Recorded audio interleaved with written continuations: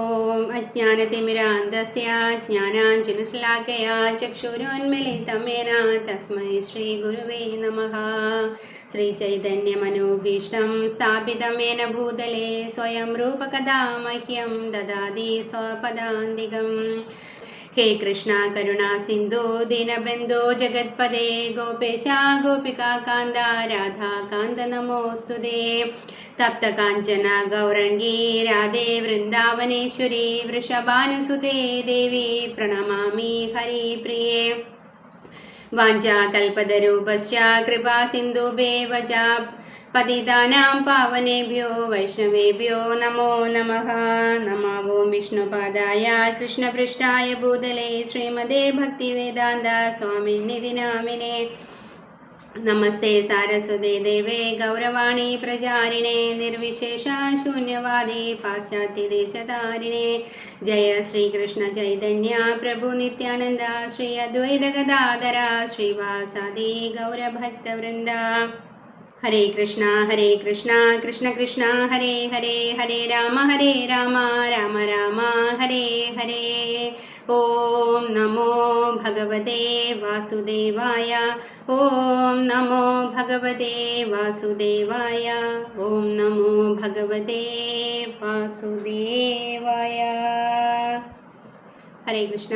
എല്ലാവർക്കും ശ്രീമദ് ഭഗവത്ഗീത ക്ലാസ്സിലേക്ക് സ്വാഗതം. ഇന്ന് നമ്മൾ ചർച്ച ചെയ്യുന്നത് 10ാമത്തെ അധ്യായത്തിലെ 12, 13, 14 ശ്ലോകങ്ങളാണ്. വളരെ പ്രധാനപ്പെട്ട ഒരു അധ്യായമാണ് 10ാമത്തെ അധ്യായം. ഭഗവാൻ തന്നെ പറ്റിയിട്ടുള്ള കാര്യങ്ങൾ വളരെ വിശദമായിട്ട് വ്യക്തമാക്കി തരുന്ന അധ്യായമാണ് 10ാമത്തെ അധ്യായം. വിഭൂതി യോഗം എന്നാണ് ഇതിന് പ്രഭുപാദ പേര് നൽകിയിരിക്കുന്നത്. അപ്പോൾ ഈ അധ്യായത്തിൽ പ്രധാനപ്പെട്ട 4 ശ്ലോകങ്ങൾ നമ്മൾ ഇതിനോടകം ചർച്ച ചെയ്ത് കഴിഞ്ഞു. ചതുശ്ലോകി ഭഗവത്ഗീത എന്നാണ് അത് അറിയപ്പെടുന്നത്. ഭഗവത്ഗീതയുടെ കാതലായിട്ടുള്ള അല്ലെങ്കിൽ അന്തസത്തയായിട്ടുള്ള ശ്ലോകങ്ങളാണ് ചതുശ്ലോകി ഭഗവത്ഗീത എന്ന പേരിൽ അറിയപ്പെടുന്നത്. അപ്പോൾ ചതുശ്ലോകി ഭഗവത്ഗീത ഭഗവാനിൽ നിന്ന് കേട്ടറിഞ്ഞ ശേഷം അർജുനന് വരുന്ന മാറ്റങ്ങളെ കുറിച്ചിട്ടാണ് ഇനിയുള്ള ശ്ലോകങ്ങളിൽ വിശദമാക്കുന്നത്. അപ്പോൾ ഇവിടെ അർജുനൻ ഭഗവാനോട് അർജുനന് എന്താണ് മനസ്സിലായത് എന്ന് വ്യക്തമാക്കുകയാണ് ഈ ഒരു ശ്ലോകത്തിൽ.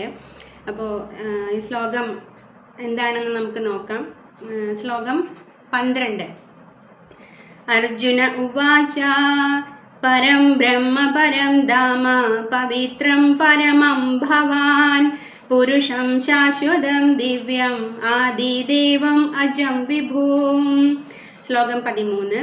ആഹുസ്ത്വാം ഋഷയാ സർവേ ദേവർഷിർനാരദസ്തദാ അസിതോ ദേവലോ വ്യാസ സ്വയം ചൈവ ബ്രവീഷി മേ. അർജുന ഉവാച പരബ്രഹ്മ പരം ധാമ പവിത്രം പരമം ഭവാൻ പുരുഷം ശാശ്വതം ദിവ്യം ആദിദേവം അജം വിഭൂം. ആഹുസ്ത്വാം ഋഷയാ സർവേ ദേവർഷിർനാരദസ്തദാ അസിതോ ദേവലോ വ്യാസ സ്വയം ചൈവ ബ്രവീഷി മേ. വിവർത്തനം. അർജുനൻ പറഞ്ഞു, അങ്ങ് പരമദിവ്യോത്തമ പുരുഷനാണ്. പരമമായ ധാമവും പവിത്രമായതും നിരപേക്ഷ തത്വവും ഭഗവാൻ തന്നെ. സനാതനും അഭൗതികനും ആദിപുരുഷനും അജനും മഹാനുമാണ് അങ്ങെന്ന് ദേവർഷിയായ നാരദനും അസിതൻ, ദേവലൻ, വ്യാസൻ മുതലായ എല്ലാ ഋഷികളും ഊന്നിപ്പറയുന്നു. ഇപ്പോൾ അങ്ങ് സ്വയം എന്നോട് ഇത് വ്യക്തമായി പറയുകയും ചെയ്യുന്നു. അപ്പോൾ വളരെ വ്യക്തമായിട്ട് അർജുനൻ തനിക്ക് എന്താണ് ഭഗവാനെ കുറിച്ചിട്ട് കേട്ടറിഞ്ഞ ശേഷം മനസ്സിലായത് എന്ന് ഭഗവാനോട് പറയുന്നതാണ് ഈ ഒരു ശ്ലോകം. അപ്പോൾ എന്തൊക്കെയാണ് അർജുനൻ പറയുന്നത്? പരം ബ്രഹ്മ പരം ധാമ പവിത്രം പരമം ഭവാൻ പുരുഷം ശാശ്വതം ദിവ്യം ആദിദേവം അജം വിഭൂം. ഭഗവാനെ പ്രകീർത്തിക്കുകയാണ് അർജുനൻ, അല്ലേ? ഭഗവാൻ പരബ്രഹ്മമാണ്, പരമമായിട്ടുള്ള ധാമം ഉള്ള ആളാണ്, പവിത്രനാണ്, ശാശ്വതനാണ്, ദിവ്യനാണ്, ആദികാലം മുതലേ ആദിമകാലം മുതലേ നിലനിൽക്കുന്ന ശാശ്വതനായിട്ടുള്ള ആളാണ്. പിന്നെ അജനാണ് എന്ന് പറയാണ്. അജൻ എന്ന് വെച്ചാൽ ജന്മരഹിതൻ എന്നാണ് അർത്ഥം. വിഭു അല്ലെ, ഭഗവാൻ വിഭു ആണ് എന്നെല്ലാം പറഞ്ഞിട്ട് അർജുനൻ ഭഗവാനെ പ്രകീർത്തിക്കുകയാണ് ഈ ഒരു ശ്ലോകത്തിൽ ചെയ്യുന്നത്. അപ്പോൾ അതിലൂടെ അർജുനൻ സ്വയം ഉറപ്പിക്കുകയാണ് ഭഗവാന്റെ പരമദിവ്യത്വം. അതിലൂടെ നമ്മളെയും ബോധ്യപ്പെടുത്താനാണ് അർജുനൻ ശ്രമിക്കുന്നത് അല്ലേ. അർജുനൻ ഒരിക്കലും അജ്ഞാനിയല്ല. അർജുനൻ വളരെ അധികം ജ്ഞാനമുള്ള വ്യക്തിയാണ്. ഭഗവാനെ കുറിച്ചിട്ട് വ്യക്തമായിട്ടുള്ള ജ്ഞാനവും ബോധ്യവും വിശ്വാസവുമുള്ള ആളാണ് അർജുനൻ. പക്ഷേ കുരുക്ഷേത്ര യുദ്ധഭൂമിയിൽ ഭഗവാന്റെ ലീല പ്രകാരം അല്ലെങ്കിൽ ഭഗവാന്റെ പദ്ധതി പ്രകാരം അർജുനൻ അജ്ഞാനിയാക്കപ്പെടുകയാണ് ചെയ്യുന്നത്. എന്തിനാണ് അർജുനൻ അജ്ഞാനിയാക്കപ്പെടുന്നത്? നമ്മളെ പോലെയുള്ള ആളുകൾക്ക് ഭഗവാനെ കുറിച്ചിട്ട് അറിയുവാനും മനസ്സിലാക്കുവാനും അതിലൂടെ നമ്മുടെ ജീവിതം മെച്ചപ്പെടുത്തുവാനും നമ്മുടെ ആത്യന്തികമായിട്ടുള്ള ലക്ഷ്യം കൈവരിക്കാനും വേണ്ടിയിട്ട് അർജുനനെ ഒരു കരുവാക്കുകയാണ് ഭഗവാൻ ചെയ്യുന്നത്. അപ്പോൾ നമുക്ക് വേണ്ടിയാണ് കുരുക്ഷേത്ര യുദ്ധഭൂമിയിൽ അർജുനൻ അജ്ഞാനിയാക്കപ്പെടുന്നത്. അപ്പോൾ ആ അർജുനന് ജ്ഞാനം പകർന്നു നൽകുന്നതിലൂടെ നമ്മളിലേക്കാണ് ഭഗവാൻ ഈ ജ്ഞാനം യഥാർത്ഥത്തിൽ എത്തിക്കുന്നത്. ഇപ്പോൾ ഇവിടെ ആധുനിക തത്വചിന്തകന്മാർക്ക് ഒരു ചിന്തിക്കാനുള്ളൊരു അവസരം നൽകുകയാണ് അർജുനൻ ഇവിടെ ചെയ്യുന്നത് അല്ലേ. കാരണം അർജുനൻ പറയുന്നുണ്ട് ഭഗവാന്റെ പരമദിവ്യത്വത്തെ കുറിച്ചിട്ട് അർജുനൻ ഇവിടെ പറയുകയാണ്. ഇപ്പോൾ വ്യക്തിഗത ജീവാത്മാവിൽ നിന്ന് വളരെയധികം വ്യത്യസ്തനാണ് ഭഗവാൻ എന്ന് സ്ഥാപിക്കുകയാണ് അർജുനൻ ഇവിടെ ചെയ്യുന്നത് അല്ലേ. അർജുനൻ ഭഗവാനെ വിശേഷിപ്പിക്കുന്നത് അജം എന്നും വിഭു എന്നുമാണ് അല്ലേ. പിന്നെ ശാശ്വതൻ എന്നും വിശേഷിപ്പിക്കുന്നുണ്ട്. അപ്പോൾ നമുക്ക് വ്യക്തിഗതനായിട്ടുള്ള ജീവാത്മാവിന് ഈ ഗുണങ്ങളൊന്നും തന്നെ ഇല്ല. നമുക്ക് ഒരു ജനനമുണ്ട്, മരണമുണ്ട്. ഇത് നിശ്ചയിക്കപ്പെട്ട കാര്യമാണ് അല്ലെ. ഇതിൽ നിന്ന് പുറത്ത് കടക്കാനോ ഇത് ഇല്ലായ്മ ചെയ്യുവാനോ നമുക്ക് തൽക്കാലം സാധിക്കില്ല. അപ്പോൾ ഈ കഴിവുകളൊന്നും തന്നെ നമുക്കില്ല. പക്ഷെ ഭഗവാന് ഇതെല്ലാം ഉണ്ട്. ഭഗവാൻ ശാശ്വതനാണ്, ഭഗവാൻ ദിവ്യനാണ്, ഭഗവാൻ അജനാണ്, ഭഗവാൻ വിഭുവാണ്. അപ്പോൾ ഈ കാര്യങ്ങളൊക്കെ നമുക്ക് അർജുനൻ പറഞ്ഞു നൽകുന്ന അല്ലെങ്കിൽ നമ്മളിലേക്ക് ആ ഒരു അറിവിനെ ഊട്ടി ഉറപ്പിക്കുകയാണ് അർജുനൻ ഇവിടെ ചെയ്യുന്നത്. അപ്പോൾ അർജുനൻ എങ്ങനെയാണ് ഈ ഒരു അറിവിലേക്ക് വന്നത്? ഭഗവാനിൽ നിന്ന് ചതുശ്ലോകി ഭഗവത്ഗീത കേട്ട ശേഷമാണ് അർജുനൻ ഈ ഒരു ജ്ഞാനത്തിലേക്ക് വരുന്നത്. ആ ജ്ഞാനം അർജുനൻ ഉറപ്പിക്കുന്നത് ഈ ഭഗവത്ഗീത, ചതുശ്ലോകി ഭഗവത്ഗീത കേട്ടതിന് ശേഷമാണ്. ഇപ്പോൾ ചതുശ്ലോകി ഭഗവത്ഗീത ഭഗവാനിൽ നിന്ന് കേട്ട ശേഷം അർജുനൻ ഭഗവാനെ പരമദിവ്യോത്തമ പുരുഷനായിട്ട് അംഗീകരിക്കുന്നതാണ് നാം കാണുന്നത്. ഇപ്പോൾ ഭഗവാന്റെ കൃപയാൽ അല്ലേ അജ്ഞാനം നീങ്ങിപ്പോകുമ്പോഴാണ് നമുക്ക് ഭഗവാനെ മനസ്സിലാക്കാനായിട്ട് സാധിക്കുന്നത്. ഇപ്പോൾ ഭഗവാന്റെ കൃപയില്ലാതെ നമുക്ക് ഒരിക്കലും അജ്ഞാനം മാറ്റാനായിട്ട് സാധിക്കില്ല. ഭഗവാന്റെ കൃപ അല്ലെങ്കിൽ ഭഗവാന്റെ അഹൈതുകമായിട്ടുള്ള കരുണ നമ്മളിലേക്ക് വരുമ്പോഴാണ് നമ്മുടെ അജ്ഞാനത്തെ നമുക്ക് തുടച്ചു നീക്കുവാനായിട്ട് സാധിക്കുന്നത്. അപ്പോൾ എങ്ങനെയാണ് ഭഗവാന്റെ കരുണ കൊണ്ട് അല്ലെങ്കിൽ കൃപ കൊണ്ട് നമ്മുടെ അജ്ഞാനത്തെ നമുക്ക് മാറ്റാൻ സാധിക്കുന്നത്? ഭഗവാൻ പറയുന്നു, തേഷാമേവാനുകമ്പാർത്ഥം അഹം അജ്ഞാനജം തമഹ നാശയാമി ആത്മഭാവസ്ഥോ ജ്ഞാനദീപേന ഭാസുത അല്ലേ. തൊട്ട് മുൻപിലത്തെ ശ്ലോകത്തിൽ ഭഗവാൻ പറയാണ്, അവരിൽ സവിശേഷ അനുകമ്പയോടെ ഞാൻ ഹൃദയസ്ഥനായിരുന്ന് ജ്ഞാനദീപം കൊണ്ട് അജ്ഞാനജന്യമായിട്ടുള്ള തമസിനെ അകറ്റും എന്ന് പറയുന്നു അല്ലേ. ഇപ്പോൾ തമസ് അല്ലെങ്കിൽ അജ്ഞാനം മാറിപ്പോകുമ്പോൾ എന്താണ് അവിടെ വരുന്നത്? പ്രകാശം വരികയാണ് അല്ലേ. ഭഗവാനെ കുറിച്ചിട്ടുള്ള ജ്ഞാനം കൊണ്ട് നമ്മുടെ ഹൃദയം പ്രകാശിതമാകുന്നു. അതാണ് ഭഗവാൻ പറയുന്നത്. അപ്പോൾ ഭഗവാന് നമ്മുടെ മേല് അനുകമ്പ തോന്നണം, കരുണ തോന്നണം. എങ്കിൽ മാത്രമേ നമുക്ക് ഭഗവാനെ കുറിച്ചിട്ട് മനസ്സിലാക്കാനായിട്ട് സാധിക്കുള്ളൂ. അതേക്കുറിച്ചിട്ടാണ് ഇവിടെ പറയുന്നത്. അപ്പോൾ ഇവിടെ പറയുന്നു, അവരിൽ സവിശേഷ അനുകമ്പയോടെ ഞാൻ എന്ന് പറയുന്നുണ്ട് അല്ലേ. ഭഗവാൻ പറയാണ്, ആരാണ് ഈ അവര്? ആരെയാണ് ഈ അവർ എന്ന് ഉദ്ദേശിക്കുന്നത്? അവരെന്ന് പറഞ്ഞാൽ തേഷാം സതതയുക്താനാം ഭജതാം പ്രീതിപൂർവകം. അതായത് ഭഗവാൻ പറയാണ്, തേഷാം സതതയുക്താനാം ഭജതാം പ്രീതിപൂർവകം, പ്രേമഭക്തിയോടെ എന്നെ സദാ ആരാധിക്കുന്നവർ, അവരെയാണ് ഭഗവാൻ അവരിൽ സവിശേഷ അനുകമ്പയോടെ എന്ന് നമ്മളോട് പറയുന്നത്. അതായത് എനിക്കായി പ്രയത്നിക്കുന്നവൻ, അല്ലേ, എന്നെ നേടാൻ ആഗ്രഹിക്കുന്നവൻ, എന്നെ പരമപുരുഷനായിട്ട് അംഗീകരിക്കുന്നവൻ, അവരിലാണ് ഭഗവാൻ സവിശേഷമായിട്ടുള്ള അനുകമ്പ ചൊരിയുന്നത്. അല്ലാതെ വഴിയിൽ കൂടി പോകുന്ന എല്ലാവർക്കും പ്രാപ്യമാക്കാൻ പറ്റുന്ന ഒന്നല്ല ഭഗവാന്റെ കാരുണ്യം. അതിനു വേണ്ടിയിട്ട് നാം പ്രയത്നിച്ചാൽ മാത്രമേ നമുക്ക് ഭഗവാനെ നേടാനും ഭഗവാനെ മനസ്സിലാക്കാനും ഭഗവാന്റെ കരുണയ്ക്ക് പാത്രമാകുവാനും സാധിക്കുള്ളൂ.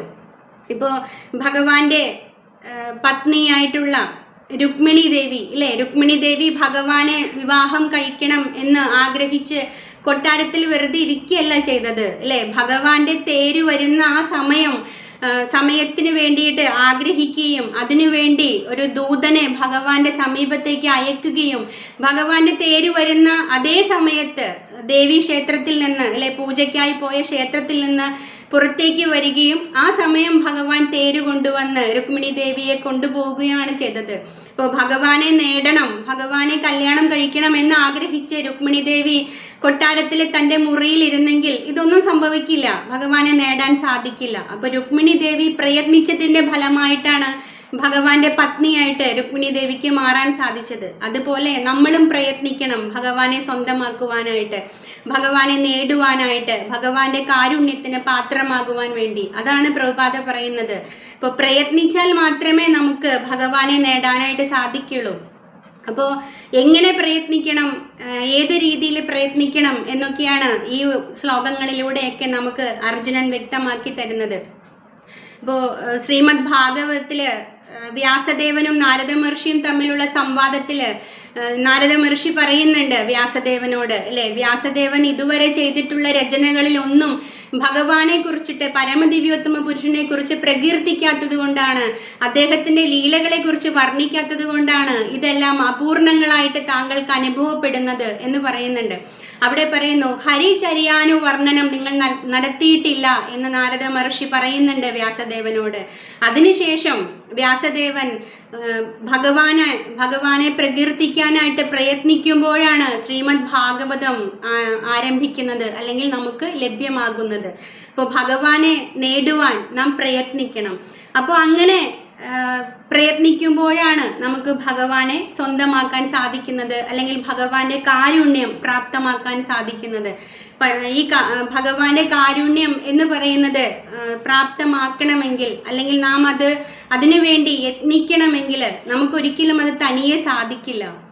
അതിന് നമുക്ക് ഗുരുവിൻ്റെ സഹായം വളരെയധികം ആവശ്യമാണ്. ഗുരുവിൻ്റെ കൃപയില്ലാതെ ഒരിക്കലും നമുക്ക് ഭഗവാനെ നേടാനായിട്ട് സാധിക്കില്ല. ഗുരുവിൻ്റെ സഹായമില്ലാതെ ഒരിക്കലും നമുക്ക് ഭഗവാന്റെ കരുണയ്ക്ക് പാത്രമാകാനായിട്ട് സാധിക്കില്ല. കാരണം ഭഗവാനാണ് നമുക്ക് ഗുരുവിനെ തരുന്നത്, അല്ലേ. അപ്പോൾ ഗുരുവാണ് നമുക്ക് ഭഗവാനെ തരുന്നത്. ഇതെല്ലാം ഒന്നിച്ചൊന്നിച്ച് യോജിച്ച് കിടക്കുന്ന കാര്യങ്ങളാണ്. അപ്പോൾ ഇതെല്ലാം ഉണ്ടെങ്കിലേ നമുക്ക് ഭഗവാന്റെ കരുണയ്ക്ക് പ്രാപ്തമാകാനായിട്ട് സാധിക്കുള്ളൂ. ഭഗവത്ഗീതയില് 4-ാമത്തെ അധ്യായത്തിൽ ഭഗവാൻ തന്നെ നമുക്ക് ഗുരുവിന്റെ പ്രാധാന്യത്തെക്കുറിച്ച് പറഞ്ഞു തരുന്നുണ്ട്, അല്ലെ. തദ്വിധി പ്രണിപാതേന പരിപ്രശ്നേന സേവയാ ഉപദേക്ഷന്തി തജ്ഞാനം ജ്ഞാനിന തത്വദർശിനഃ എന്നാണ് ഭഗവാൻ പറയുന്നത്. ഇപ്പോൾ ഭഗവാനും നമുക്ക് ഗുരുവിനെ സ്വീകരിച്ച് മാതൃക കാണിച്ചു തന്നിട്ടുണ്ട്. ശ്രീരാമചന്ദ്ര ഭഗവാന്റെ അവതാരത്തിലും നമുക്ക് ഗുരുവിനെ സ്വീകരിച്ചിട്ട് ഭഗവാൻ മാതൃക കാണിച്ചു തരുന്നുണ്ട്. അപ്പോൾ ഗുരു ഉണ്ടെങ്കിൽ മാത്രമേ നമുക്ക് ഭഗവാന്റെ അടുത്തേക്ക് പോകുവാനായിട്ട് സാധിക്കുള്ളൂ. അപ്പോൾ നമ്മുടെ ഈ ശരീരമാകുന്ന വഞ്ചി നമുക്ക് തുഴഞ്ഞ് അക്കരയ്ക്ക് എത്തിക്കണമെങ്കിൽ ഗുരു അമരക്കാരനായിട്ട് നമ്മുടെ ജീവിതത്തിൽ വരണം. എന്നാൽ മാത്രമേ നമുക്ക് ഈ വഞ്ചി തുഴഞ്ഞ് ഭഗവാന്റെ അടുത്തേക്ക് എത്താനായിട്ട് സാധിക്കുള്ളൂ. 11-ാമത്തെ സ്കന്ധം ഭാഗവതത്തിൽ വളരെ വ്യക്തമായിട്ട് പറയുന്നുണ്ട്, ഗുരു അമരക്കാരനായി വന്ന് ഭഗവാന്റെ ഉപദേശങ്ങളാകുന്ന അനുകൂലമായ കാറ്റും കൂടി ഉണ്ടെങ്കിൽ മാത്രമേ നമുക്ക് ഈ അജ്ഞാന സമുദ്രം താണ്ടിപ്പോവാൻ സാധിക്കൂ, ഈ ഭവസാഗരം താണ്ടിപ്പോവാൻ സാധിക്കൂ എന്ന് പറയുന്നുണ്ട്. അപ്പോൾ അത്രമാത്രം പ്രാധാന്യമുണ്ട് ഒരാളുടെ ജീവിതത്തിലെ ഗുരുവിന്. അപ്പോൾ ഗുരു ഉണ്ടെങ്കിൽ മാത്രമേ നമുക്ക് ഭഗവാന്റെ കരുണയ്ക്ക് പാത്രമാകാൻ സാധിക്കുള്ളൂ, ഭഗവാനെ സ്വന്തമാക്കാൻ സാധിക്കുള്ളൂ, ഈ ജീവിതത്തിൻ്റെ അവസാനം നമ്മുടെ ലക്ഷ്യം പൂർത്തീകരിക്കാനായിട്ട് സാധിക്കുള്ളൂ. ഇപ്പോൾ ഭഗവത്ഗീത ക്ലാസ് തുടങ്ങുന്നതിന് മുൻപ്, അല്ലേ, മംഗളാചരണം എന്ന് പറയുന്ന പ്രാർത്ഥന നമ്മൾ ചൊല്ലാറുണ്ട്. അതിലെന്താണ് നാം ഉരുവിടുന്നത്? ഓം അജ്ഞാനതിമിരാന്തസ്യ ജ്ഞാനാഞ്ജനശലാകയ ചക്ഷുരുന്മിലിതം യേന തസ്മൈ ശ്രീ ഗുരുവേ നമഃ എന്നാണ് പ്രാർത്ഥിക്കുന്നത് അല്ലേ. നാം ഗുരുവിനോട് പ്രാർത്ഥിക്കുകയാണ്. ചക്ഷുരും മിലിതം യേന തസ്മൈ ശ്രീ ഗുരുവേ നമഃ എന്താ നാം പ്രാർത്ഥിക്കുന്നത്? അജ്ഞാനതിമിരാന്തസ്യ ജ്ഞാനാഞ്ജനശലാകയ എന്നാണ് പറയുന്നത് അല്ലേ. അജ്ഞാനമാകുന്ന കടും തിമിരത്തിൽ ആണ് ഞാൻ ജനനം കൊണ്ടത് അല്ലേ. ആ തിമിരത്തെ, ആ ജ്ഞാനത്തെ എന്നിൽ നിന്നും മാറ്റുവാനായിട്ട് കൃപ ചൊരിയണമേ എന്നാണ് നാം ഗുരുവിനോട് പ്രാർത്ഥിക്കുന്നത്. അപ്പോൾ ഗുരുവിൻ്റെ കൃപയുണ്ടെങ്കിൽ മാത്രമേ നമുക്ക് ഭഗവാനെ മനസ്സിലാക്കാൻ സാധിക്കുകയുള്ളൂ. ഭഗവാന്റെ കൃപ നമ്മളിലേക്ക് കൊണ്ടുവരാനായിട്ട് നമുക്ക് സാധിക്കുകയുള്ളൂ. അപ്പോൾ എന്തൊക്കെ കാര്യങ്ങളാണ് അർജുനൻ ഈ ഒരു ശ്ലോകത്തിൽ ഭഗവാനെ പറ്റിയിട്ട് സ്ഥിരീകരിക്കുന്നത്? അർജുനൻ പറയുന്നു, പരം ബ്രഹ്മ പരം ധാമ പവിത്രം പരമം ഭവാൻ പുരുഷം ശാശ്വതം ദിവ്യം ആദിദേവം അജം വിഭൂം എന്ന് അർജുനൻ പറയാണ്. പരബ്രഹ്മമാണ്, പരമപുരുഷനാണ്, പവിത്രവും പരമവും ശാശ്വതനുമാണ് ഭഗവാൻ.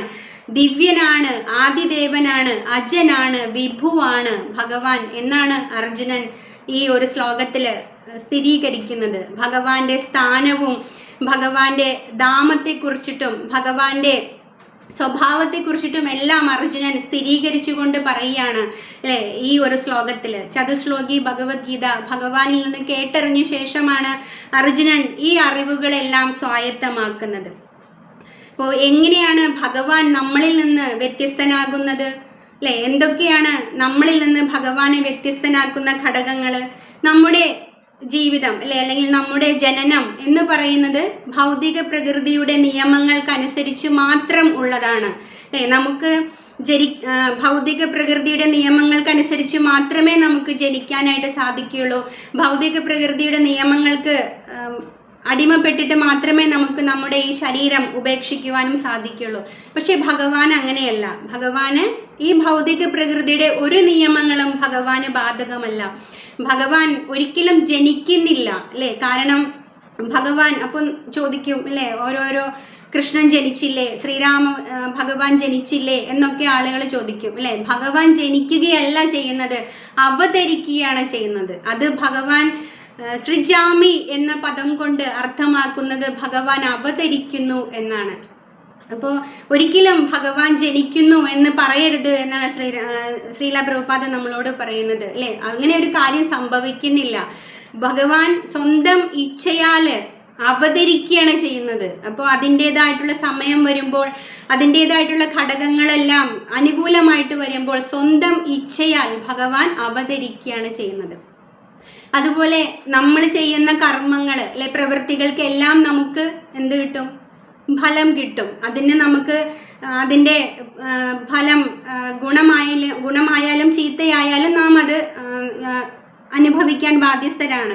പക്ഷെ ഭഗവാന്റെ കർമ്മങ്ങളല്ല അല്ലേ. നമേ കർമാണി ലിപ്യന്ത എന്ന് പറഞ്ഞ് ഭഗവാൻ ശ്ലോകത്തിൽ പറയുന്നുണ്ട്. 4-ാമത്തെ അധ്യായത്തിലാണെന്ന് തോന്നുന്നു. അവിടെ ഭഗവാൻ പറയുന്നുണ്ട് അല്ലേ, എനിക്കൊരു കർമ്മവും ചെയ്യാനില്ല, ഒന്നും തന്നെ ചെയ്യാനില്ല. ഭഗവാൻ എപ്പോഴും സദാ ഓടക്കുഴലൂതിയിരിക്കുകയാണ് ഗോലോക വൃന്ദാവനത്തിൽ ചെയ്യുന്നത് അല്ലേ. ഭഗവാൻ ചെയ്യുന്ന കർമ്മങ്ങൾ അല്ലെങ്കിൽ ചെയ്യുന്ന പ്രവൃത്തികൾ എന്താണ്? അത് ലീലകളാണ്. അപ്പോൾ ആ ലീലകളാണ് ഭഗവാൻ ഈ ലോകത്തിൽ, ഭൗതിക ലോകത്തിൽ വന്നിട്ട് നമുക്ക് കാണിച്ചു തരുന്നത്. അപ്പോൾ ഭഗവാൻ സ്വന്തം ഇച്ഛയാലാണ് ഇതെല്ലാം ചെയ്യുന്നത്. ഒരു ഭൗതിക പ്രകൃതിയുടെ നിയമങ്ങളും ഭഗവാനുമേൽ ബാധ്യസ്ഥമായിട്ട് വരുന്നില്ല. അതാണ് ഭഗവാനും നമ്മളും തമ്മിലുള്ള വ്യത്യാസം. പിന്നെ ഭഗവാൻ അജനാണ് എന്ന് അർജുനൻ പറയുന്നു അല്ലേ. എന്താണ് അജൻ? ജന്മരഹിതൻ അല്ലെങ്കിൽ ജനിക്കാത്തവൻ എന്നാണ് അജൻ എന്ന വാക്കിൻ്റെ അർത്ഥം. അതുപോലെ ഭഗവാന്റെ ശരീരം എന്ന് പറയുന്നത് എന്താണ്? സച്ചിദാനന്ദമയമാണ് അല്ലേ.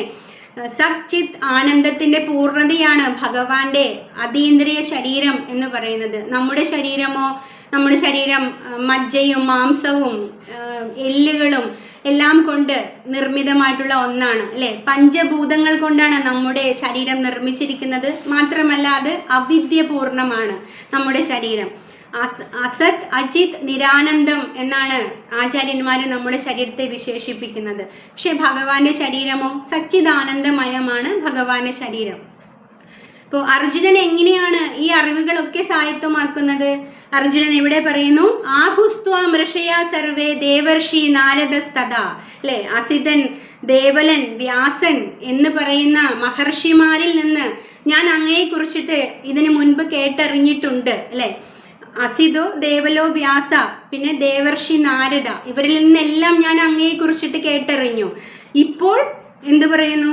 സ്വയം ചെയ്വ പ്രവേശിമേ, ഇപ്പോൾ അങ്ങ് സ്വയം എന്നോട് വെളിപ്പെടുത്തുകയാണ് അങ്ങയെക്കുറിച്ചിട്ട്, അങ്ങയുടെ കാര്യങ്ങൾ എന്നോട് വെളിപ്പെടുത്തുകയാണ്. അതുകൊണ്ട് ഞാൻ അങ്ങയെ പരമബ്രഹ്മമായിട്ട് അല്ലെങ്കിൽ പരമദിവ്യോത്തമ പുരുഷനായിട്ട് അംഗീകരിക്കുന്നു എന്നാണ് അർജുനൻ പറയുന്നത്.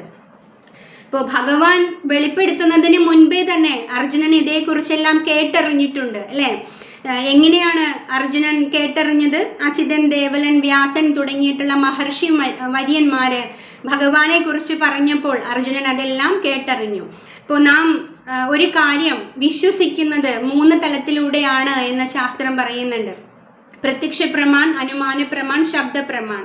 അപ്പോൾ ഈ പ്രത്യക്ഷ പ്രമാണവും അനുമാന പ്രമാണവും പൂർണ്ണമായിട്ടും ശരിയല്ല. ശബ്ദ പ്രമാണമാണ് ഏറ്റവും മഹത്തരമായിട്ട് അല്ലെങ്കിൽ വിശ്വാസയോഗ്യമായിട്ട് കരുതപ്പെടുന്നത്. അത്തരം പ്രമാണങ്ങളിലൂടെ, ശബ്ദ പ്രമാണങ്ങളിലൂടെയാണ് അർജുനൻ ഭഗവാനെ കുറിച്ചിട്ട് കേട്ടറിഞ്ഞത്. ഇപ്പോൾ വീണ്ടും ഭഗവാനെ കുറിച്ചിട്ട് അർജുനനെ വ്യക്തമാക്കി കൊടുക്കുന്നതും ശബ്ദ പ്രമാണത്തിലൂടെയാണ്. അപ്പോൾ ചതുശ്ലോകി ഭഗവത്ഗീത ഭഗവാനിൽ നിന്ന് കേട്ടറിഞ്ഞ ശേഷമാണ് അർജുനൻ പ്രസ്താവിക്കുന്നത്, അല്ലേ. അസിതോ ദേവലോ വ്യാസ സ്വയം ചൈവ പ്രവേശിമേ, അല്ലെ. മഹർഷി വര്യന്മാരിൽ നിന്ന് കേട്ടറിഞ്ഞത് കൂടാതെ ഇപ്പോൾ അങ്ങും സ്വയം എന്നോട് അരുളി ചെയ്യുന്നു അങ്ങയുടെ മഹത്വത്തെക്കുറിച്ച്. അതുകൊണ്ട് ഞാൻ അങ്ങയെ അംഗീകരിക്കുന്നു എന്ന് അർജുനൻ ഇവിടെ വിശദമാക്കുകയാണ്. അപ്പോൾ അർജുനൻ ഗുരു ശിഷ്യ പരമ്പരയിലൂടെയാണ് ഭഗവാനെ കുറിച്ചിട്ട് കേട്ടറിഞ്ഞത്. ഇപ്പോൾ ഗുരു ശിഷ്യ പരമ്പരയിലൂടെ വരുന്ന ജ്ഞാനമാണ് നാം സ്വീകരിക്കേണ്ടത് എന്ന പരമമായിട്ടുള്ള സത്യം നമുക്ക് വെളിവാക്കി തരികയാണ് അർജുനൻ ഈ ശ്ലോകത്തിലൂടെ ചെയ്യുന്നത്. ഇപ്പോൾ മഹാജനങ്ങളിൽ നിന്ന് കേൾക്കുന്ന കാര്യങ്ങൾ നാം അതേപടി അനുസരിക്കണം, അതേപടി വിശ്വസിക്കണം. മഹാജനോ ഏന കഥാ സബദ്ധ, അവരുടെ പാതയാണ് നാം പിന്തുടരേണ്ടത്. കാരണം അവര് പരമസത്യത്തെ കണ്ടറിഞ്ഞിട്ടുള്ള ആളുകളാണ്. അതുകൊണ്ടാണ് അവർക്ക് നമ്മുടെ അജ്ഞാനജന്യമായിട്ടുള്ള തമസ്സിനെ മാറ്റാനായിട്ട് സാധിക്കുന്നത്. അപ്പോൾ ഈ മഹാജനങ്ങളിൽ നിന്നെല്ലാം അർജുനൻ ഭഗവാനെ കുറിച്ചിട്ട് കേട്ടറിഞ്ഞതാണ്. അപ്പോൾ അതുകൊണ്ട് തന്നെ അത് വിശ്വാസയോഗ്യമാണ് എന്നാണ് ഇവിടെ അർജുനൻ പറയുന്നത്. അതുകൂടാതെ ഒരു ഒരു ഒരു ബോണസ് പോയിന്റ് കൂടിയുണ്ട് അർജുനന്, അല്ലേ. ഭഗവാൻ തന്നെ അർജുനന് താൻ ആരാണ്, എന്താണ് എന്നൊക്കെ വിശദമാക്കി കൊടുക്കുകയാണ്. ഇപ്പോൾ മഹർഷിമാരിൽ നിന്ന് അല്ലെങ്കിൽ പരമമായിട്ടുള്ള ജ്ഞാനമുള്ള ആളുകളിൽ നിന്ന് സ്വീകരിക്കുന്ന അറിവുകളെല്ലാം, നേടുന്ന അറിവുകളെല്ലാം നാം അതേപടി വിശ്വസിക്കുകയും പ്രാവർത്തികമാക്കുകയും ചെയ്യണം എന്നാണ് ആചാര്യന്മാരും ശാസ്ത്രങ്ങളും പറയുന്നത്. ഇപ്പോൾ ഒരിക്കലും ശ്രീല പ്രഭുപാദരോട് ഒരാൾ വന്നിട്ട് പറയാണ്, എനിക്ക് പരമാത്മാവിൻ്റെ ചിത്രം വരയ്ക്കണമെന്നുണ്ട്. അപ്പോൾ പരമാത്മാവ് ചതുർഭുജ രൂപത്തിൽ ഇരിക്കുകയാണോ നിൽക്കുകയാണോ ചെയ്യുന്നത് എന്ന് ഇങ്ങനെ പ്രഭുപാദരോട് ചോദിക്കും. അപ്പോൾ ശ്രീല പ്രഭുപാദ ഉടനെ തന്നെ അതിന് മറുപടി പറയും, ഇത് മനസ്സിലാക്കാൻ വേണ്ടിയിട്ടാണ് യോഗികൾ അനേകായിരം വർഷങ്ങൾ തപസ് അനുഷ്ഠിക്കുന്നത്, അല്ലേ. എന്നിട്ടും അവർക്കത് മനസ്സിലാക്കാൻ സാധിക്കുന്നില്ല. പക്ഷേ ഭഗവാൻ ചതുർഭുജ രൂപനായിട്ട് നിൽക്കുകയാണ് ചെയ്യുന്നത് എന്ന് പ്രഭുപാദ പറയും, അല്ലേ. ഭഗവാൻ ചതുർഭുജ രൂപത്തിൽ നിൽക്കുകയാണ് എന്ന് പറഞ്ഞാൽ അത് പരമസത്യമാണ്. അത് നാം അംഗീകരിച്ചേ മതിയാവൂ. കാരണം ഭഗവാനെ കുറിച്ചിട്ടുള്ള കാര്യങ്ങൾ ആധികാരികമായിട്ട് മനസ്സിലാക്കിയിട്ടുള്ള ആളുകളാണ് ആചാര്യന്മാർ. അപ്പോൾ എങ്ങനെയാണ് ഒരാള് ഭഗവത്ഗീത പഠിക്കേണ്ടത് അല്ലെങ്കിൽ ഭഗവാനെ മനസ്സിലാക്കേണ്ടത് എന്ന് ശ്രീമദ് ഭഗവത്ഗീതയുടെ അവതാരികയിൽ ശ്രീല പ്രഭുപാദ വളരെ വ്യക്തമായിട്ട് നമ്മളോട് പറയുന്നുണ്ട്, അല്ലേ. അർജുനനെ പോലെ ആവണം ഒരാൾ ഭഗവത്ഗീതയെ സമീപിക്കേണ്ടത്. ഭഗവത്ഗീത പഠിക്കുവാനായിട്ടുള്ള ശരിയായ വിദ്യാർത്ഥിയായിട്ട് ശ്രീല പ്രഭുപാദ ചൂണ്ടിക്കാണിക്കുന്നത് അർജുനനെയാണ്. കാരണം അർജുനൻ ഗുരുശിഷ്യ പരമ്പര വഴി നേടുന്ന ജ്ഞാനം വിശ്വസിക്കുകയും അംഗീകരിക്കുകയും പ്രാവർത്തികമാക്കുകയും ചെയ്യുന്ന ആളാണ്. അതുകൊണ്ട് നാം അർജുനനെ പോലെ ആവണം ഭഗവത്ഗീത പഠിക്കേണ്ടത് എന്ന് പ്രഭുപാദ പറയുന്നുണ്ട് അവതാരികയിൽ. ഇപ്പോൾ ഗുരുശിഷ്യ പരമ്പര വഴി ആണ് നാം ഭഗവാനെ കുറിച്ചിട്ട് മനസ്സിലാക്കേണ്ടത്, ഭഗവാനെ കുറിച്ചിട്ടുള്ള കാര്യങ്ങളെല്ലാം ഗ്രഹിക്കേണ്ടത് എന്ന് പറയുന്നു. അപ്പോൾ അർജുനൻ ഭഗവാനെ അംഗീകരിക്കുന്നുണ്ട് അല്ലേ. ഈ സത്യങ്ങളെല്ലാം കേട്ടറിഞ്ഞ ശേഷം ഭഗവാനെ ഗുരുവായിട്ടും പരബ്രഹ്മമായിട്ടും പരമദിവ്യോത്തമ പുരുഷനായിട്ടും എല്ലാം അർജുനൻ അംഗീകരിക്കുകയാണ് ചെയ്യുന്നത്. അപ്പോൾ അങ്ങനെ അത്തരത്തിലെല്ലാം അംഗീകരിച്ചെങ്കിൽ മാത്രമേ നമുക്ക് ഭഗവത്ഗീത മനസ്സിലാക്കാനായിട്ട് സാധിക്കുകയുള്ളൂ. ഇപ്പോൾ ഗുരുശിഷ്യ പരമ്പരയിലൂടെ പകർന്നു വരുന്ന ജ്ഞാനത്തിലൂടെയാണ് നമുക്ക് ഭഗവാനെ യഥാർത്ഥ രൂപത്തിൽ മനസ്സിലാക്കേണ്ടത്. അതുകൊണ്ടാണ് അർജുനന്റെ പാത പിന്തുടർന്ന് ഭഗവത്ഗീത പഠിതാവാനായിട്ട് ശ്രീല പ്രഭുപാദ നമ്മളെ ഉപദേശിക്കുന്നത്. ഇപ്പോൾ ഭഗവാനെ നാം മനസ്സിലാക്കണം അല്ലെ, ഭഗവാനെ അറിയണം എന്നൊക്കെ പറഞ്ഞു. അപ്പൊ എങ്ങനെയാണ് നാം ഭഗവാനെ മനസ്സിലാക്കുകയും അറിയുകയും അതനുസരിച്ചിട്ട് പ്രവർത്തിക്കുകയും ചെയ്യുന്നത്? ഭഗവാന് ചെയ്യുന്ന ഭഗവത് സേവനങ്ങളിലൂടെ മാത്രമേ നമുക്ക് ഭഗവാനെ കുറിച്ചിട്ട് മനസ്സിലാക്കാനുള്ള ജ്ഞാനം ഭഗവാൻ നൽകുകയുള്ളൂ. അങ്ങനെയുള്ള ആളുകളെ കുറിച്ചിട്ടാണ് ഭഗവാൻ പറയുന്നത്, അവരിൽ സവിശേഷ അനുകമ്പയോടെ ഞാൻ ഹൃദയസ്ഥനായിട്ടിരുന്ന് അജ്ഞാനജന്യമായിട്ടുള്ള തമസ് അകറ്റും എന്ന് പറയുന്നു, ജ്ഞാനദീപം കൊണ്ട് അല്ലേ. അപ്പോൾ നമ്മൾ പ്രയത്നിക്കണം. അപ്പോൾ എങ്ങനെയാണ് പ്രയത്നിക്കേണ്ടത്? നാം ഭഗവത് സേവനങ്ങൾ ചെയ്യണം. ശാസ്ത്രത്തിൽ പറയുന്നുണ്ട്, അത് ശ്രീകൃഷ്ണ നാമാദി നഭവേദ് ഗ്രാഹ്യം ഇന്ദ്രിയൈ സേവോൻ മുഹേഹി ജിഹ്വാദൗ സ്വയം ഏവ സ്ഫുരതി അധഹ എന്നാ പറയുന്നത് അല്ലേ.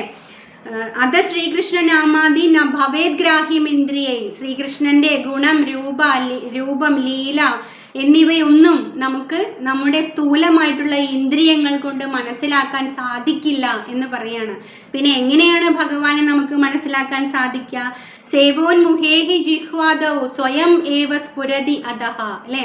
ജിഹ്വ കൊണ്ട് നാം സേവനം ചെയ്യുമ്പോൾ, ജിഹ്വ എന്നാല് നാവ് അല്ലെ, ആ നാവ് ഉപയോഗിച്ച് നാം ഭഗവാന്റെ ഭക്തിയുത സേവനങ്ങൾ ചെയ്യുമ്പോൾ സ്വയം ഏവ സ്ഫുരതി അധ, അത് സ്വയമേവ നമ്മുടെ ഹൃദയത്തില് സ്ഫുരിതമാകും അല്ലെങ്കിൽ പ്രകാശിക്കും എന്നാണ് പറയുന്നത്.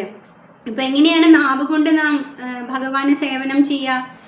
കൃഷ്ണപ്രസാദം കഴിച്ചുകൊണ്ട് നമുക്ക് അല്ലേ ആ സേവനത്തിൽ ഏർപ്പെടാം. പിന്നെ ഭഗവാന്റെ അതീന്ദ്രിയമായിട്ടുള്ള നാമജപം ജപിച്ചുകൊണ്ട് നമുക്ക് ഭഗവാന്റെ സേവനത്തിൽ നമ്മുടെ നാവിനെ ഏർപ്പെടുത്താൻ സാധിക്കും. അപ്പോൾ ഈ രണ്ട് കാര്യങ്ങൾ നമ്മുടെ നാവ് ഉപയോഗിച്ച് ചെയ്യുമ്പോൾ എന്ത് സംഭവിക്കും? സേവോൻ മുഹേഹി ജിഹ്വാദൗ സ്വയമേവ സ്ഫുരതിയത, അത് സ്വയമേവ നമ്മുടെ ഹൃദയത്തിൽ വെളിപ്പെടും എന്ന് പറയണം. അപ്പോൾ നാം പ്രയത്നിച്ചാൽ മാത്രമേ നമുക്ക് ഈ കാര്യങ്ങളൊക്കെ നേടാനായിട്ട് സാധിക്കുള്ളൂ. ഇപ്പോൾ ഭഗവാന്റെ കൃപ മൂലം വൈദികമായിട്ടുള്ള അറിവ് കൊണ്ട് അർജുനൻ ഇവിടെ ഭഗവാനെ മനസ്സിലാക്കുകയാണ് ചെയ്യുന്നത് അല്ലേ. അപ്പോൾ എങ്ങനെയാണ് ഭഗവാനെ കുറിച്ചിട്ട് വൈദികമായിട്ടുള്ള കാര്യങ്ങളൊക്കെ അർജുനൻ മനസ്സിലാക്കുന്നത്? ഭഗവാന്റെ കൃപ കൊണ്ട് അല്ലേ. ഇവിടെ പ്രഭുപാദ ഭാവാർത്ഥത്തിൽ പറയുന്നുണ്ട്, മുണ്ടകോപനിഷത്തിൽ പറയുന്നു ഭഗവാൻ ദിവ്യോത്തമ പുരുഷനാണെന്ന് പറയുന്നു. അതുപോലെ ശ്വേതശതര ഉപനിഷത്ത്, കേന ഉപനിഷത്ത്, തൈത്തരീയ ഉപനിഷത്ത്, ഗോപാലതപനി ഉപനിഷത്ത്, അങ്ങനെ ഒരുപാട് ഉപനിഷത്തുകളിലും പുരാണങ്ങളിലുമെല്ലാം ഭഗവാൻ പരമദിവ്യോത്തമ പുരുഷനാണ് എന്ന് വ്യക്തമായിട്ട് പറയുന്നുണ്ട്. അപ്പോൾ അതേക്കുറിച്ചിട്ടെല്ലാം ഉള്ള ജ്ഞാനമുള്ള ആളാണ് അർജുനൻ. അപ്പോൾ അങ്ങനെ അർജുനൻ ഈ കാര്യങ്ങളെല്ലാം മനസ്സിലാക്കുകയും ഭഗവാനെ തത്വത്തിൽ അംഗീകരിക്കുകയുമാണ് ഈ ഒരു ശ്ലോകത്തിൽ ചെയ്യുന്നത്. അപ്പോൾ ചിലരെങ്കിലും പറഞ്ഞേക്കാം അല്ലേ, അർജുനൻ ഇപ്പോൾ നമുക്ക് പ്രിയപ്പെട്ടവരോട് അല്ലെങ്കിൽ നമുക്ക് ഒരു പേഴ്സണലായിട്ട് ഇഷ്ടമുള്ള ആളുകളെയൊക്കെ നമ്മൾ കുറച്ചൊന്ന് പൊക്കി പറയാറുണ്ട് അല്ലേ. അവരെ കുറിച്ചിട്ട് നമ്മൾ കുറേ കാര്യങ്ങളൊക്കെ എക്സ്ട്രാജറേറ്റ് ചെയ്ത് പറയാറുണ്ട്. അവരങ്ങനെയാണ് ഇങ്ങനെയാണ് എന്നൊക്കെ പറയാറുണ്ട്. അപ്പോൾ ചിലപ്പോൾ ചിലവർ അത്തരത്തിൽ ചിന്തിച്ചേക്കാം എന്നിവിടെ പ്രഭുപാദ പറയാണ്. കാരണം അർജുനൻ ഭഗവാന്റെ സുഹൃത്താണ് അല്ലേ, ആത്മമിത്രമാണ്. അങ്ങനെയുള്ള അർജുനൻ ഭഗവാനെ ഒന്ന് ഉയർത്തി പറയുന്നതായിട്ട് കണ്ടുകൂടെ എന്ന് ചോദിക്കുകയാണ് അല്ലേ. അങ്ങനെയൊന്നുമല്ല അർജുനൻ ഇവിടെ പറയുന്നത്. അർജുനൻ പറയുന്ന ഈ വാക്കുകൾക്ക് വേദപ്രാമാണ്യമുണ്ട് അല്ലെ. അർജുനൻ വേദത്തിൽ നിന്നാണ് ഭഗവാനെ കുറിച്ചിട്ട് മനസ്സിലാക്കുന്നത്. അതുകൂടാതെ അർജുനൻ അസിതൻ, ദേവലൻ, വ്യാസൻ തുടങ്ങിയ മഹർഷി വര്യന്മാരിൽ നിന്ന് ഭഗവാനെ കുറിച്ചിട്ട് മനസ്സിലാക്കുന്നുണ്ട്. അപ്പോൾ ഇത്തരത്തിലൊക്കെ അർജുനൻ അറിവുകൾ സമ്പാദിക്കുന്നുണ്ട്. ഗുരുശിഷ്യ പരമ്പര വഴി അർജുനൻ നേടിയ ഈ അറിവിൻ്റെ ഒരു സ്ഥിരീകരണമാണ് ഈ ഒരു ശ്ലോകത്തിൽ അർജുനൻ നടത്തുന്നത്. അപ്പോൾ അർജുനൻ പറയുന്ന ഓരോ വാക്കുകളും വേദോക്തങ്ങളാണ്, അല്ലാതെ അർജുനൻ സ്വയം ഇതൊന്നും കെട്ടിപ്പടുത്തെടുക്കുന്ന കാര്യങ്ങളല്ല. അതുകൊണ്ട് തന്നെ അതിന് ആധികാരികതയുണ്ട് എന്നിവിടെ പ്രഭുപാദ പറയുന്നുണ്ട്. അപ്പോൾ കേന ഉപനിഷത്തിലും മുണ്ടക ഉപനിഷത്തിലും തൈത്തരീയ ഉപനിഷത്തിലും ഗോപാലതപനി ഉപനിഷത്തിലെല്ലാം പറയുന്നത് ഭഗവാൻ പരമദിവ്യോത്തമ പുരുഷനാണ് എന്ന് പറയുന്നു. ഇപ്പോൾ ബ്രഹ്മ സംഹിതയിൽ പറയുന്ന എന്താണ്? ഭഗവാൻ അല്ലേ സർവകാരണ കാരണം എന്ന് ഭഗവാനെ കുറിച്ചിട്ട് പറയുന്നുണ്ട് ബ്രഹ്മദേവൻ. അപ്പോൾ ഇതെല്ലാം ഭഗവാന്റെ സുപ്രീമസി നമ്മളെ ബോധ്യപ്പെടുത്താൻ ഉതകുന്ന കാര്യങ്ങളാണ്. അപ്പോൾ ഇവിടെ പ്രഭുപാദ പറയാണ്, ഭക്തിയുത സേവനം കൊണ്ട് നാം നേടേണ്ട ഏറ്റവും പ്രധാനപ്പെട്ട കാര്യം എന്ന് പറയുന്നത് ഭഗവാന്റെ സ്മരണയാണ് അല്ലേ. സദാസമയവും 24/7 നമുക്ക് ഭഗവാന്റെ സ്മരണയിൽ കഴിയാനായിട്ട് സാധിക്കണം. അപ്പോൾ ഭഗവാനെ സ്മരിക്കാൻ കഴിയുന്ന ഒരാൾക്ക്, അല്ലെങ്കിൽ ഭഗവാനെ നല്ല രീതിയിൽ ഭക്തിയുത സേവനം നടത്താൻ കഴിയുന്ന ഒരാൾക്ക് സ്വയം ഭഗവാനെ അല്ലേ ഓട്ടോമാറ്റിക്കലി ഭഗവാന്റെ സ്മരണ മനസ്സിൽ വരും. അല്ലാതെ അതിനു വേണ്ടിയിട്ട് നാം ഒരു പ്രത്യേകമായിട്ട് ഒന്നും കഷ്ടപ്പെടേണ്ട ആവശ്യമില്ല. അപ്പോൾ കൃഷ്ണസ്മരണ ഉണ്ടാവുക എന്നതാണ് ഏറ്റവും വലിയ ഒരു നേട്ടമായിട്ട് ഭക്തിയുത സേവനത്തിൽ കരുതുന്നത്. ഇപ്പോൾ കൃഷ്ണനെ ഭക്തിയുത സേവനം നടത്തുകയും ഭക്തിപൂർവ്വം ഭഗവാനെ സേവിക്കുകയും ചെയ്താൽ നമുക്ക് ഭഗവാന്റെ സ്മരണയിൽ നിലനിൽക്കാനായിട്ട് സാധിക്കും. അപ്പോൾ അങ്ങനെ സ്മരണ പുലർത്തുന്ന ഒരാൾക്ക് തീർച്ചയായിട്ടും ഈ ലോകത്തിലെ കെട്ടുപാടുകളിൽ നിന്ന് മോചനം നേടാനായിട്ട് ഒരുപാട് ബുദ്ധിമുട്ടില്ല എന്നിവിടെ ശീല പ്രഭുപാദ പറയുന്നു. കാരണം പവിത്രത്തിൽ വെച്ച് ഏറ്റവും പവിത്രമായ ഒന്നാണ് ഭഗവാൻ അല്ലേ. ഏറ്റവും ശുദ്ധതയിൽ വെച്ച് ഏറ്റവും ശുദ്ധൻ, പരമശുദ്ധനാണ് ഭഗവാൻ. അപ്പോൾ ഭഗവാന്റെ അടുത്തേക്ക് പോകുവാൻ നമുക്കും അത്രയ്ക്കും ശുദ്ധത ആവശ്യമുണ്ട്. അപ്പോൾ ആ ശുദ്ധതകളെല്ലാം നാം ഇങ്ങനെ ഓരോ തലത്തിലൂടെ കൈവരിക്കുമ്പോൾ തീർച്ചയായിട്ടും നമുക്ക് ഭഗവാന്റെ പരമദിവ്യത്വം മനസ്സിലാകും എന്നിവിടെ പ്രഭുപാദ പറയാണ്. അപ്പോൾ ഈ ഭഗവാന്റെ പവിത്രത ബോധ്യപ്പെട്ട ആളുകൾ തീർച്ചയായിട്ടും വിശുദ്ധരായിട്ട് മാറുകയും ഭഗവാന് സ്വയം സമർപ്പിതനായി മാറുകയും ചെയ്യും എന്നിവിടെ പ്രഭുപാദ പറയുന്നു. അപ്പോൾ ഈ ഭഗവാനെ സ്വയം സമർപ്പിതമാകുക എന്ന അതുകൊണ്ട് എന്താണ് ഉദ്ദേശിക്കുന്നത്? ഭഗവാനെ പൂർണ്ണമായിട്ടും വിശ്വസിക്കുക അല്ലേ. അത് ശ്രദ്ധ, സാധുസംഗ അവസാനമാണ് നാം പ്രേമഭക്തിയിലേക്ക് വരുന്നത്. അതിനു മുൻപ് ഭാവഭക്തിയിലേക്ക് വരും. അപ്പോൾ ഈ അതിലെ ഏറ്റവും ആവശ്യമായിട്ടുള്ള ഘടകം എന്ന് പറയുന്നത് എന്താണ്? വിശ്വാസം. അത് ശ്രദ്ധ, സാധുസംഗ. ശ്രദ്ധ എന്ന് പറയുന്നത് വിശ്വാസം എന്നൊരു അർത്ഥം കൂടിയുണ്ട്. അപ്പോൾ ഭഗവാനെ വിശ്വസിച്ചാൽ മാത്രമേ നമുക്ക് ഈ കാര്യങ്ങളെല്ലാം മുന്നോട്ട് കൊണ്ടുപോകാനായിട്ട് സാധിക്കുകയുള്ളൂ. അതിന് നമുക്ക് ഉത്തമമായിട്ടുള്ള ബോധ്യം വരണം. അത് ഭഗവാനെ നാം അംഗീകരിക്കണം. അതിനാണ് ഈ കാര്യങ്ങളൊക്കെ നമുക്ക് പറഞ്ഞു തരുന്നത്. പത്മപുരാണത്തിൽ ഒരു ശ്ലോകം പറയുന്നുണ്ട്, സ്മാർത്തവ്യ സതതം വിഷ്ണു വിസ്മാർത്തവ്യോ ന ജാതുചിത് സർവേ വിധി നിഷേധസ്യോരേതയോരേവ കിങ്കരഹ. പത്മപുരാണം പറയാണ്, ഭഗവാനെ സദാ സ്മരിക്കുക, ഒരിക്കലും ഭഗവാനെ വിസ്മരിക്കാതിരിക്കുക. ശാസ്ത്രങ്ങളിലെ എല്ലാ നിയമങ്ങളും വിലക്കുകളും ഈ 2 തത്വങ്ങളുടെ കിങ്കരന്മാരാണ് എന്ന് പറയാണ്. എന്താണ് ഇതിൽ നിന്ന് അർത്ഥമാക്കേണ്ടത്? ഏറ്റവും പ്രാധാന്യമായിട്ട് വരുന്നത് ഭഗവാന്റെ സ്മരണയാണ്. ഭഗവാനെ സദാ സ്മരിക്കുക. Always remember Krishna, never forget Krishna എന്ന് പറയാറുണ്ട്. അപ്പോൾ അതാണ് ഏറ്റവും പ്രാധാന്യം. ഭഗവാന്റെ സ്മരണ ജീവിതകാലത്തിൽ ഉടനീളം നമുക്ക് നിലനിർത്താനായിട്ട് സാധിക്കണം. അപ്പോൾ അത്രയ്ക്ക് പ്രാധാന്യമുള്ള ഒന്നാണ് ഭഗവത് സ്മരണ. ഇപ്പോൾ ഭഗവാൻ നമ്മളെപ്പോലെയല്ല അല്ലേ. ഇതിൽ നിന്നെല്ലാം നമുക്ക് മനസ്സിലാക്കാൻ സാധിക്കുന്നു അല്ലേ. ഭഗവാൻ വളരെയധികം വ്യത്യസ്തനായിട്ടുള്ള ആളാണ്. ഭഗവാൻ ഒരു സാധാരണ ജീവാത്മാവിനെ പോലെയല്ല. അതുകൊണ്ടല്ലേ അദ്ദേഹം ഭഗവാനായിട്ടിരിക്കുന്നത് അല്ലേ.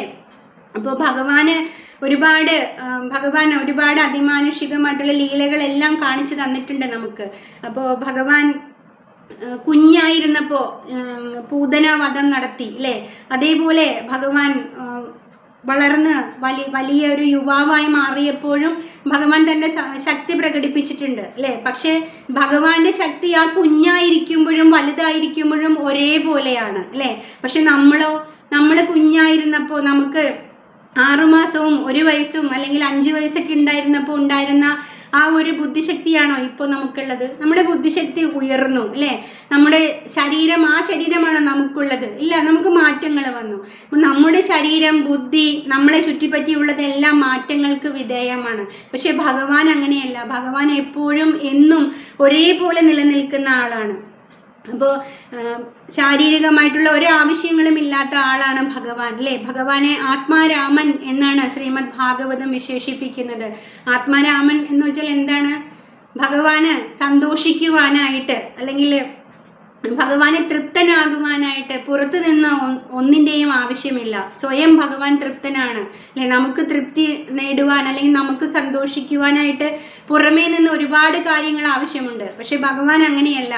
ഭഗവാൻ സ്വയം തൃപ്തനാണ്. അതുകൊണ്ടാണ് ഭഗവാനെ ആത്മാരാമൻ എന്ന് വിശേഷിപ്പിക്കുന്നത്. അപ്പോൾ ഈ കാര്യങ്ങളൊക്കെ കൊണ്ട് ഭഗവാന്റെ സുപ്രീമസി നമുക്ക് ബോധ്യപ്പെടാവുന്നതാണ്.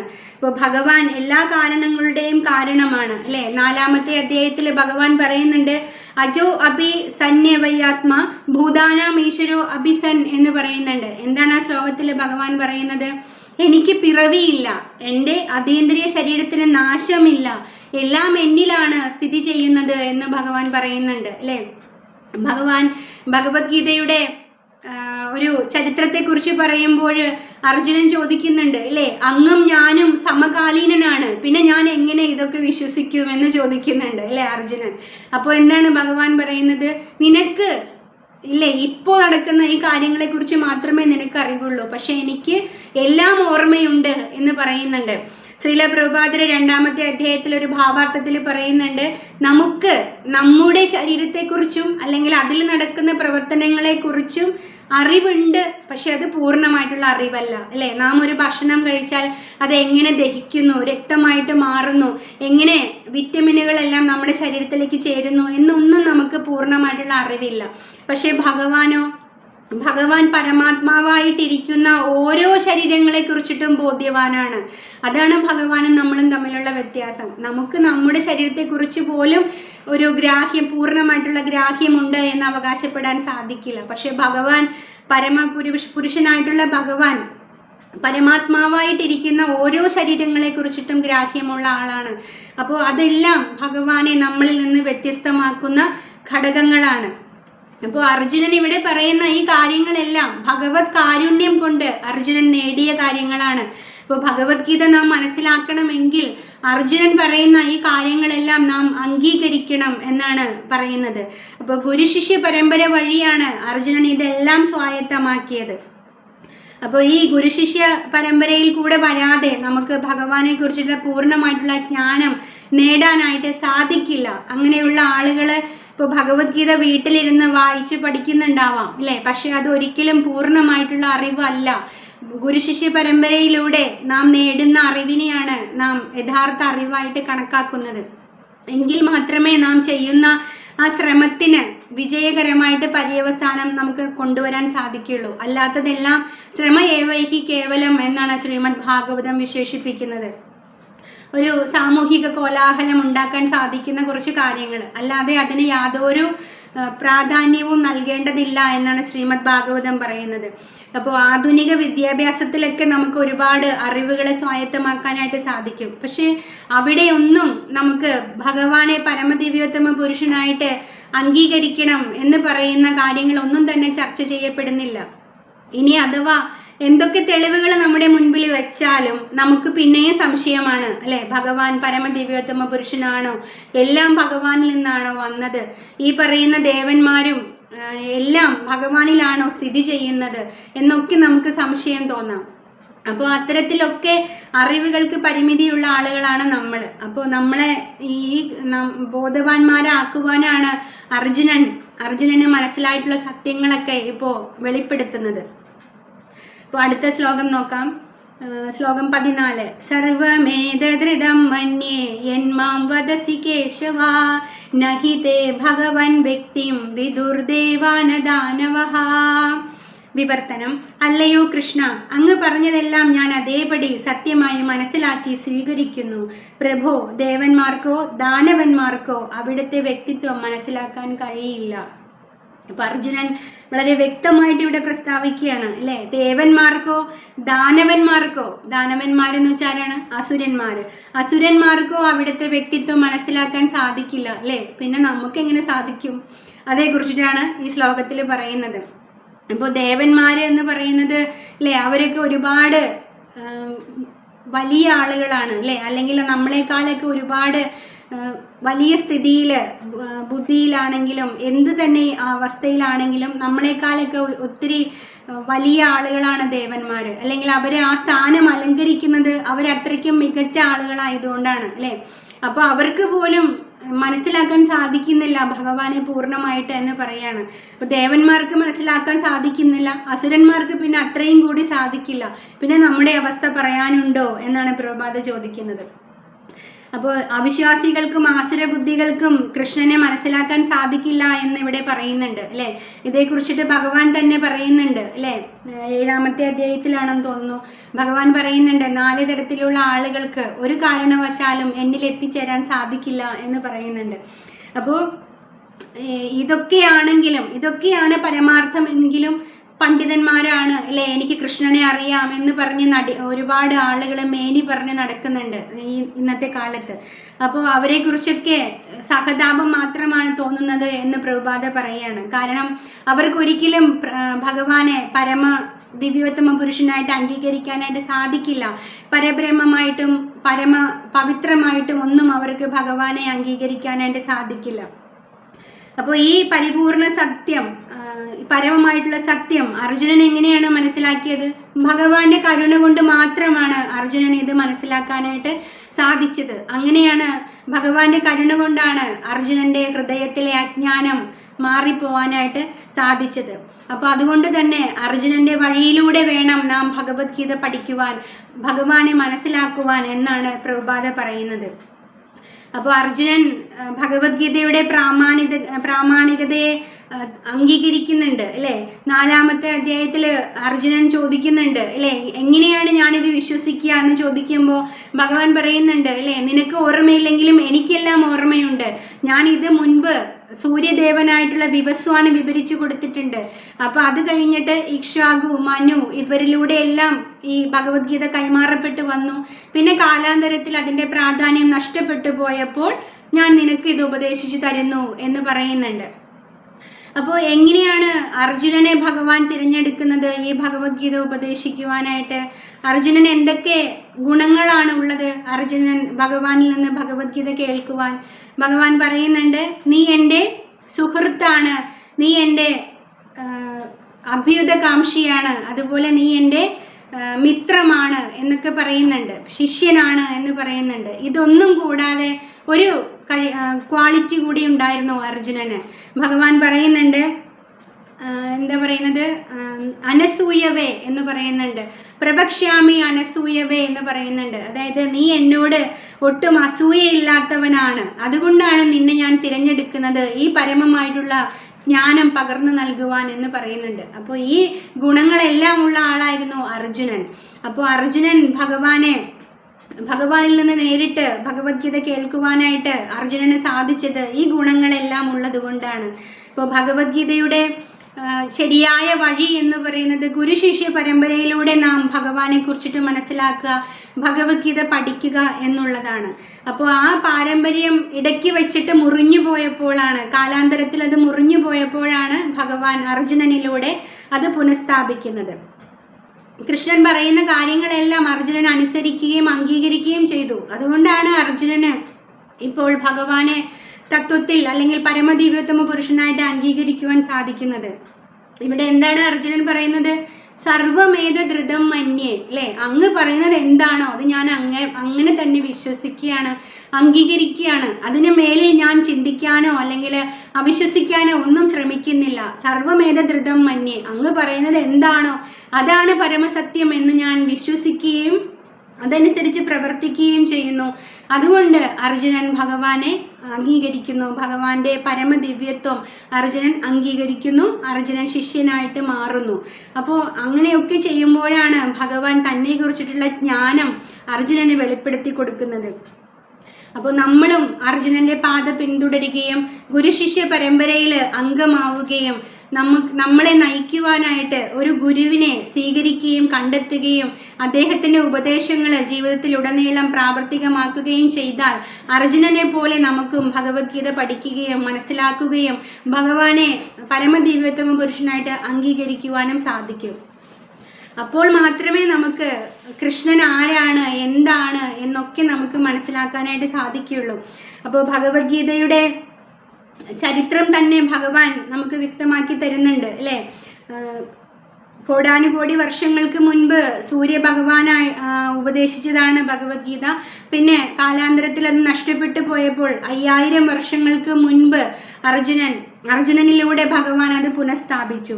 അത് ഇല്ലേ, ആ ഭഗവത്ഗീതയാണ് ഇന്നും നിലനിൽക്കുന്നത്. 5000 വർഷങ്ങൾക്ക് മുൻപ് അർജുനനിലൂടെ എത്തപ്പെട്ട ഭഗവത്ഗീത ഇന്നും അതിൻ്റെ യാതൊരു അന്തസത്തയും ഒരു പ്രാധാന്യവും നഷ്ടപ്പെടാതെ ഇപ്പോഴും അതേപടി നിലനിൽക്കുന്നു. എന്തുകൊണ്ടാണ്? അത് പരമസത്യമായതുകൊണ്ടാണ് അല്ലേ. അപ്പോൾ ഈ ശ്രീല പ്രഭുപാദരുടെ ഈ ഭഗവത്ഗീത യഥാരൂപം 82 പരം ഭാഷകളിലേക്ക് തർജ്ജിമ ചെയ്യപ്പെട്ടിട്ടുണ്ട് അല്ലേ. എന്നും ഓരോ വർഷവും പുതിയ പുതിയ എഡിഷനുകൾ ഭഗവത്ഗീതയ്ക്ക് പുറത്തിറക്കപ്പെടുന്നുണ്ട്. അതൊക്കെ ഈ പരമസത്യത്തിൻ്റെ പ്രാധാന്യത്തെയാണ് സൂചിപ്പിക്കുന്നത്. ഇപ്പോഴും അതിൻ്റെ അന്തസത്ത ചോരാതെ കാത്തു സൂക്ഷിക്കുന്നത് അതിൻ്റെ പവിത്രത കൊണ്ടാണ്. അപ്പോൾ ഈ നിത്യവും വായിക്കില്ലേ, നമ്മുടെ വീട്ടിലൊക്കെ നമ്മൾ ദിനപത്രം അല്ലേ, ന്യൂസ് പേപ്പർ വരുത്താറുണ്ട്. അപ്പോൾ ന്യൂസ് പേപ്പർ നമ്മുടെ വീട്ടിൽ വന്നു കഴിഞ്ഞാൽ ഒരു ദിവസം അവസാനിക്കുമ്പോൾ അതിൻ്റെ സ്ഥാനം ചവറ്റുകൊട്ടയിലേക്ക് മാറ്റപ്പെടും അല്ലേ. അതാരെങ്കിലും എടുത്തിട്ട് ഷോക്കേസിൽ വെച്ചിട്ട് പൂജിക്കാറോ ആരാധിക്കാറോ അല്ലെങ്കിൽ വീണ്ടും വീണ്ടും എടുത്ത് വായിക്കാറോ ഉണ്ടോ? ഒരിക്കലും ഇല്ല. ഒരു ദിവസത്തെ വാർത്ത വന്നു, അടുത്ത ദിവസം വേറെ വാർത്ത വരുമ്പോൾ ഇന്നത്തെ വാർത്തയുടെ പ്രാധാന്യം നഷ്ടപ്പെടും. അത് സ്വാഭാവികമാണ് അല്ലേ. പക്ഷെ ഭഗവത്ഗീത 5000 വർഷങ്ങൾക്ക് മുൻപ് അർജുനനിലൂടെ വന്ന ആ ഭഗവത്ഗീത ഇന്നും അതേപടി തന്നെ നിലനിൽക്കുകയാണ്. അതിൻ്റെ ഒരു വാചകമോ വാക്കോ ഒന്നും എവിടെയും മാറ്റപ്പെട്ടിട്ടില്ല. അത് അതേപോലെ തന്നെ ഇന്നും അത് നിലനിൽക്കുന്നുണ്ട് എങ്കിൽ അതിൻ്റെ പ്രാധാന്യത്തെയാണ് അത് വിളിച്ചറിയിക്കുന്നത്. അപ്പോൾ അത്രയ്ക്കും പ്രാധാന്യമുള്ള ഭഗവത്ഗീതയാണ് നമ്മുടെ കയ്യിലിരിക്കുന്നത് അല്ലേ. ആ ഭഗവത്ഗീതയിലൂടെയാണ് നാം ഭഗവാനെ മനസ്സിലാക്കാനായിട്ട് ശ്രമിക്കുന്നത്. അപ്പോൾ അത് ഒരു ഗുരുശിഷ്യ പരമ്പരയിലൂടെ വന്നാൽ തീർച്ചയായിട്ടും അത് ആ പ്രവൃത്തി വളരെയധികം സുഗമമാവും എന്നാണ് അർജുനൻ വ്യക്തമാക്കുന്നത്. കാരണം അർജുനൻ ഭഗവാനെ കുറിച്ചിട്ട് മനസ്സിലാക്കിയത് ഗുരുശിഷ്യ പരമ്പര വഴിയാണ്. അസിതൻ, ദേവലൻ, വ്യാസൻ തുടങ്ങിയിട്ടുള്ള മഹർഷി വര്യന്മാരിൽ നിന്ന് അർജുനൻ കേട്ടറിഞ്ഞ കാര്യങ്ങൾ ഭഗവാൻ ഒന്നുകൂടി അർജുനന് വ്യക്തമാക്കി കൊടുത്തപ്പോൾ അർജുനൻ അത് അംഗീകരിക്കുകയും വിശ്വസിക്കുകയും അതനുസരിച്ചിട്ട് പ്രവർത്തിക്കുകയും ചെയ്തു. അപ്പോൾ തീർച്ചയായിട്ടും അർജുനനെ പോലെ ഒരു പഠിതാവിന് ഭഗവത്ഗീത യഥാരൂപം യഥാർത്ഥത്തിൽ മനസ്സിലാക്കാനും അതനുസരിച്ചിട്ട് ജീവിതത്തിൽ പ്രാവർത്തികമാക്കാനും സാധിക്കും. അതുകൊണ്ടാണ് അർജുനനെ പോലെ ആവണം ഒരാൾ ഭഗവത്ഗീതയെ സമീപിക്കേണ്ടത് എന്ന് പറയുന്നത്. അപ്പോൾ ഗുരുശിഷ്യ പരമ്പര വഴി തീർച്ചയായിട്ടും ഇതൊക്കെ നമുക്കും സ്വായത്തമാക്കാം. ഒരു ഗുരുവിനെ നമ്മുടെ ജീവിതത്തിലേക്ക് സ്വീകരിക്കുന്നതിലൂടെ നാം ഗുരുശിഷ്യ പരമ്പരയിൽ നമുക്ക് അംഗമാകാനായിട്ട് സാധിക്കും. അതുവഴി നമുക്ക് പരമദിവ്യോത്തമ പുരുഷൻ്റെ ഗുണങ്ങളും ലീലകളും എല്ലാം മനസ്സിലാക്കാനും നമ്മുടെ ജീവിതത്തിൻ്റെ ലക്ഷ്യം, പരമമായിട്ടുള്ള ലക്ഷ്യം നമുക്ക് നേടുവാനും സാധിക്കും. അപ്പോൾ ഇനിയുള്ള ശ്ലോകങ്ങളിൽ അർജുനൻ ഭഗവാനെ പ്രകീർത്തിക്കുകയാണ് ചെയ്യുന്നത്. അത് കഴിഞ്ഞിട്ട് അർജുനൻ ഭഗവാന്റെ ഈ പ്രകീർത്തനം കഴിഞ്ഞു കഴിയുമ്പോൾ ഭഗവാൻ ഏതൊക്കെ രൂപത്തിലാണ് ഭഗവാൻ ഈ ലോകത്തുള്ളത് എന്ന് വിശദമാക്കുകയാണ്. അതായത് നമുക്ക് കുറച്ചുകൂടി വ്യാപ്തിയോടെ ഭഗവാന്റെ ഭക്തി അനുഷ്ഠിക്കാൻ, ഭഗവത് സേവനം ചെയ്യുവാനായിട്ടുള്ള അറിവ് നമുക്ക് ഭഗവാൻ പകർന്നു നൽകുകയാണ് ഇനിയുള്ള കുറച്ച് ശ്ലോകങ്ങളിലൂടെ. അപ്പോൾ എല്ലാവർക്കും ഭഗവാനെ അംഗീകരിക്കുവാനും വിശ്വസിക്കുവാനും അതനുസരിച്ചിട്ട് ജീവിതത്തിൽ പ്രവർത്തിക്കാനും സാധിക്കട്ടെ. അതിലേക്ക് ഒരു ഗുരുവിൻ്റെ സഹായത്തോടു കൂടിയിട്ട് മുന്നേറാൻ സാധിക്കട്ടെ എന്ന് ആശംസിച്ചുകൊണ്ട് ഇന്നത്തെ ഭഗവത്ഗീത ക്ലാസ് അവസാനിപ്പിക്കുകയാണ്.